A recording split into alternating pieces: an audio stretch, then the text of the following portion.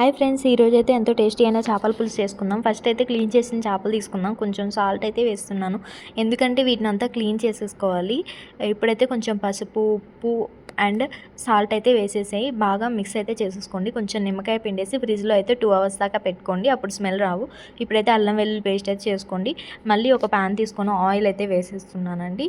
చూసారా నేను ఎంత కష్టపడి ఆయిల్ అయితే వేసేస్తున్నాను. అందులోనైతే పచ్చిమిర్చి ఒక 5-6 అయితే కోసి వేసేసుకోవాలి. కొంచెం కరివేపాకు వేసుకోండి, ఆనియన్స్ కూడా వేసుకోండి. కరివేపాకు వేసుకుంటే ఫ్లేవర్ మాత్రం మస్తు ఉంటుంది. అలా ఆనియన్స్ అన్నీ వేయండి. అలా అంతా ఫ్రై అయితే చేసేసుకోవాలి. ఆనియన్స్ అయితే బాగానే కలర్ అయితే రావాలండి, అప్పుడే మనకి కర్రీ అనేది టేస్ట్ అయితే వస్తుంది. మీకు స్మెల్ అయితే వస్తుంది అనుకుంటే ఇలా ఒకసారి ట్రై చేయండి. నేనైతే మంచి రిజల్ట్స్ అయితే చూపిస్తాను కర్రీ స్మెల్ రాకుండా. అలా ఆనియన్స్ అయితే మగ్గుతుంటే కొంచెం ఉప్పు అండ్ అల్లం వెల్లుల్లి పేస్ట్, టొమాటోస్ అయితే వేయాలి. అల్లం వెల్లుల్లి పేస్ట్ అయితే మంచిగా ఫ్రై అవ్వాలి. ఇప్పుడు ధనియాల పౌడర్ అయితే వేసేస్తున్నాను. ఇదంతా మిక్స్ చేసేసుకోండి. బాగా అయితే అంతా కొంచెం కుక్ అవుతానే ఉండాలండి.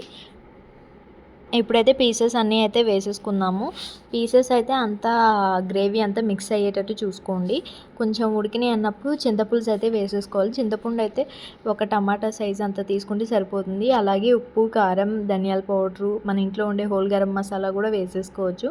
అంతా అయితే ఒక్కసారి మిక్స్ చేసుకోండి. పొద్దాకల స్పూన్ అయితే కర్రీలో పెట్టొద్దు, ఎందుకంటే పీసెస్ అనేవి అయితే కట్ అవుతాయి. ఇవైతే చాలా డెలికేటెడ్ అండ్ సెన్సిటివ్గా అయితే ఉంటాయి కదండి చేపలు, అందుకనే స్పూన్ ఎక్కువ పెట్టొద్దు. చిన్న స్పూన్స్ యూస్ చేసుకోండి, అప్పుడైతే మనకి ముక్క అయితే ఇరగదు.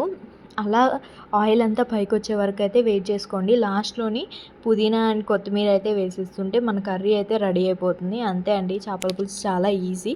Thank you so much for watching. మీకు ఎలా వచ్చిందో కామెంట్ చేయండి. Thank you.